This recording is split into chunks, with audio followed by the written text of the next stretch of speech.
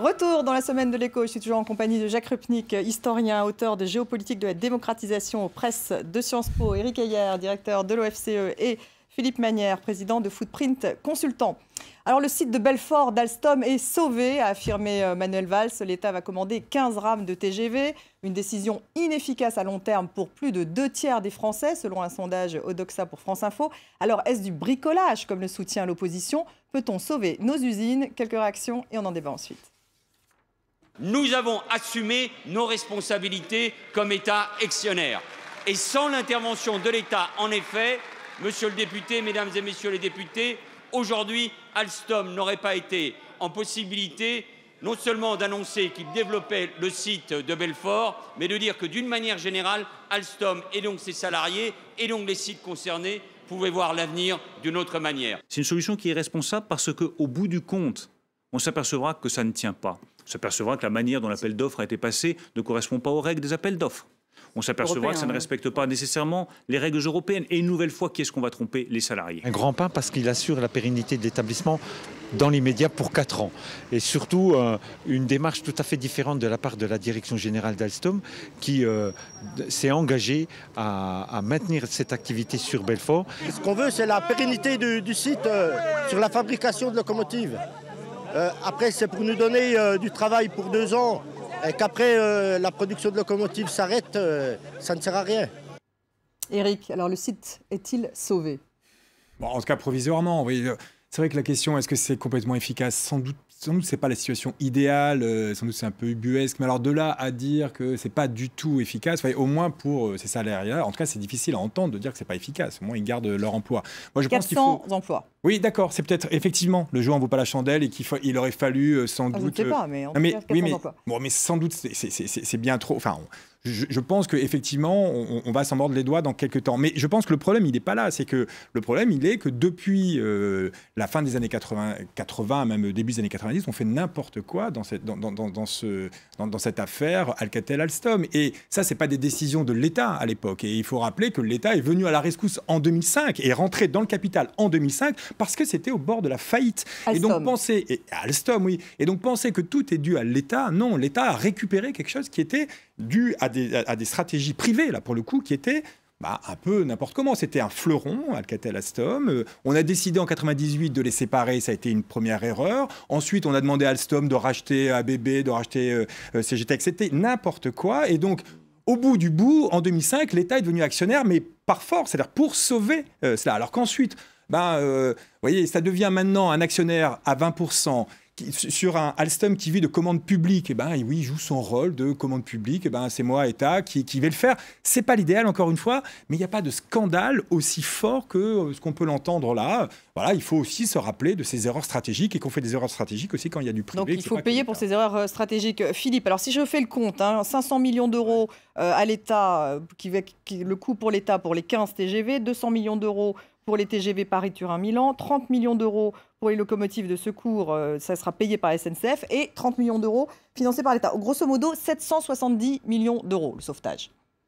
Non, mais moi, à mon avis, le meilleur résumé... Est-ce que c'est trop cher? Est-ce que c'est un sauvetage pérenne? De Pierre Briançon. Est-ce que c'est du bricolage? L'État achète des trains dont il n'a pas besoin avec de l'argent qu'il n'a pas.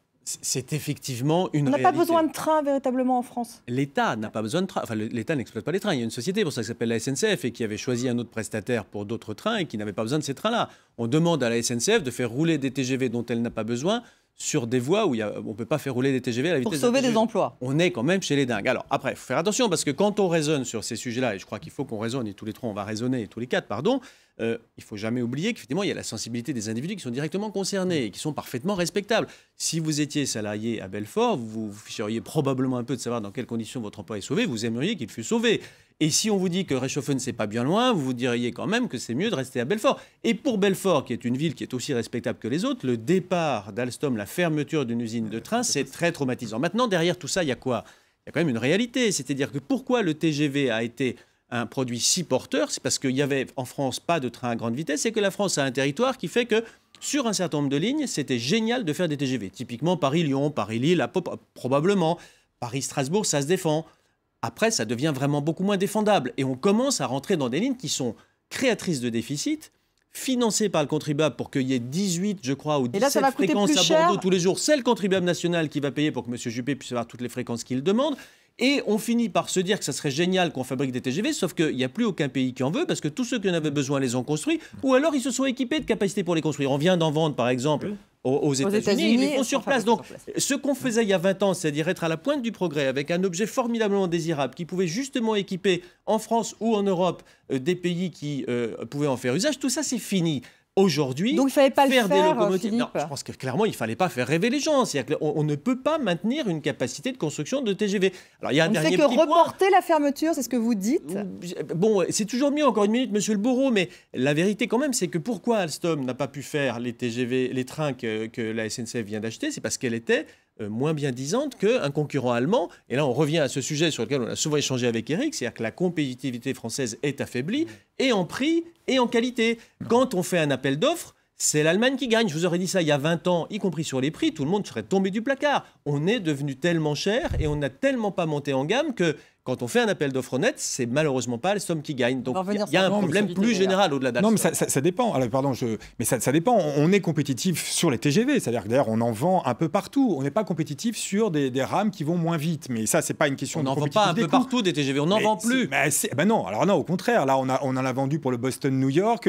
On en vend en Inde. C'est le premier contrat étranger depuis longtemps. Mais aujourd'hui, Alstom fait des bénéfices. Il faut vraiment dissocier Alstom de Belfort. Parce que Belfort, effectivement, c'est spécialisé dans le... Et aujourd'hui, puisque quand on a une commande publique, on doit produire sur le pays qui a fait la commande, bah, vous voyez, on n'y arrive pas. Mais donc, vous voyez, il y a les usines de Valenciennes de Bombardier. Voilà, c'est un Canadien. Finalement, il est obligé de produire en France parce que c'est des commandes publiques. À la limite, il y a les salariés. Donc moi, c'est plutôt comme ça que j'aurais vu l'histoire. C'est-à-dire, ce n'est pas grave, en fait, finalement, que ce soit Alstom ou Bombardier, pourvu que les emplois sont en France. Il aurait fallu faire l'union avec Siemens il y a 3 ans, au lieu de laisser partir la partie power d'Alstom aux États-Unis. Il aurait fallu, à ce moment-là, il y avait une alliance alternative avec Mitsubishi et GE. Il y avait un débat déjà à l'époque. Il a été mal tranché. Alors pour le coup, par l'État. Je reviens juste un instant sur ce que disait Eric. C'est pas des erreurs privées, c'est l'État qui a tranché en faveur de la mauvaise solution. Oui, alors il y a eu des erreurs de General Electric au début, c'était quand même des erreurs de l'État. Je le rappelle parce que bon, Jacques Rupnik, qu'est-ce que ça vous inspire? Ça m'inspire d'abord que les décisions, les choix industriels ne sont pas toujours rationnels économiquement. Qu'il y a la politique. Vous vous souvenez de la formule de Bill Clinton au moment de son élection contre Bush père, il disait « It's the economy, stupid ». C'est l'économie qui est la clé. Non, là, c'est la politique qui est la clé. On prend une décision économique parce qu'il y a des raisons politiques, Belfort, le chômage, les élections qui arrivent. Deuxièmement, qui vous donne l'injonction de faire des appels d'offres concurrentiels, etc. C'est l'Europe. Or, l'Europe, c'est qui? C'est Mme Nelly Cross qui était responsable de la concurrence libre et non faussée et qui, comme on le découvre, présidait un fonds de placement. Elle ne présidait pas, c'est une faute de traduction, elle était administrateur. On pense même que quelqu'un a utilisé son nom. On va revenir sur Nelly Cross, on n'a pas le temps. Peu importe. Nelly Cross, Barroso chez Goldman Sachs. Et vous avez un contexte politique, moi je ne parle pas du contexte, vous avez un contexte politique où Nelly Cross, Barroso et quelques autres, Union européenne, qui passent dans le privé chez Goldman Sachs ou aux îles Caïmans et qui vous disent il faut une concurrence libre et non faussée. Mais ce n'est plus un discours, disons, audible dans les opinions européennes. Et je crois que donc, it's the politics, stupid. C'est la politique qui est au commun. Alors pour en revenir sur la compétitivité française, il y a une étude du WEF, World Economic Forum, donc de Davos, qui vient de sortir. Alors la France est placée 21e. En termes de compétitivité, elle a perdu 3 places depuis 2007. Alors, ses atouts, il y a un meilleur environnement économique. Elle gagne 10 places sur l'environnement économique. Et elle gagne des places également sur l'innovation. Elle est placée 8e pour ses infrastructures. Pas mal quand même, Éric Heyer, 8e pour ses infrastructures. Ah, mais ça, c'est évident. Enfin, c'est pas un scoop. C'est qu'effectivement, ce qui rend quand même le pays attractif, c'est effectivement ces infrastructures, à la fois dans les réseaux routiers, ferroviaires, etc., mais aussi dans le numérique. Et c'est la qualité de sa main-d'œuvre, c'est toujours les mêmes. Mais effectivement, c'est là où on peut voir que de temps en temps, la dépense publique, si elle est bien faite, profite aussi au privé. C'est-à-dire que si les entreprises privées arrivent à lever des capitaux, c'est aussi parce qu'elles bénéficient des dépenses publiques. Donc, dans la dépense publique, il y a des dépenses publiques qui sont, en tout cas, qui bénéficient énormément au privé.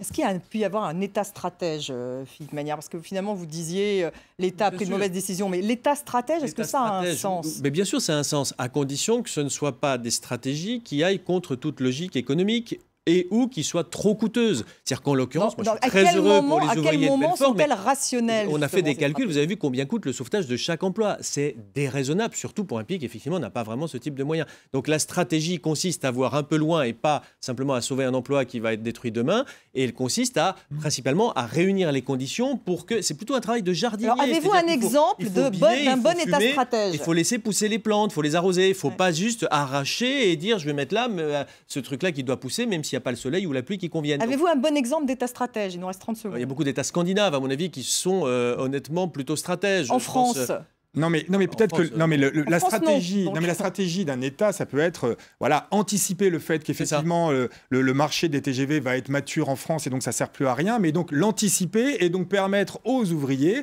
de ne pas être bloqués à Belfort parce que vous voyez, vendre sa maison à Belfort, ça vaut plus rien maintenant si vous le vendez tout de suite. Donc du coup, c'est pour ça qu'ils sont immobiles, c'est pour ça qu'ils veulent pas aller à 50 km de là. Donc c'est ça, c'est prévoir. Mais l'État est censé faire du long terme. Eh ben oui, mais c'est ça. Mais on a enlevé le commissariat général au plan qui justement essayait de faire des Alors Arnaud Montebourg a essayé de le réintégrer. Oui, mais c'était intéressant. L'État stratège, ça consiste aussi à ne pas faire de bêtises. Typiquement, toutes les politiques qui incitent tout le monde à être propriétaire sont contre-productives. C'est absurde de penser qu'il vaut mieux être propriétaire qu'être locataire quand on est dans un terrain économique de mutation. Et j'ajoute qu'en France, en plus, vous avez des droits de mutation très élevés. C'est-à-dire que vendre sa maison, même si vous la vendez bien, vous perdez de l'argent en vendant une maison, en rachetant la même ailleurs. Donc la stratégie, ça consiste aussi à faire que les mouvements soient fluides, puisqu'il mouvement, il doit y avoir. Donc l'État stratège, ça consiste d'abord à ne pas faire de bêtises. Et Dieu sait que sur ce critère-là, la France, à mon avis, n'a pas eu d'État stratège depuis assez longtemps. Oui, mais l'État n'a pas le monopole des bêtises. C'est-à-dire que dans le privé, on fait énormément de bêtises. Donc, vous voyez, et Alstom en est bien un exemple, je trouve. En tout cas, l'industrie française a perdu 36% de ses effectifs en 30 ans et près de 190 000 emplois industriels